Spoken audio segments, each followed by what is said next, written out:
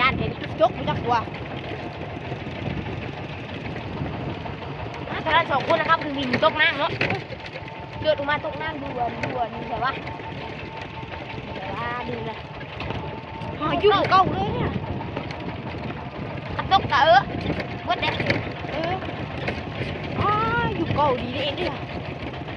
ไฟเฉยเลย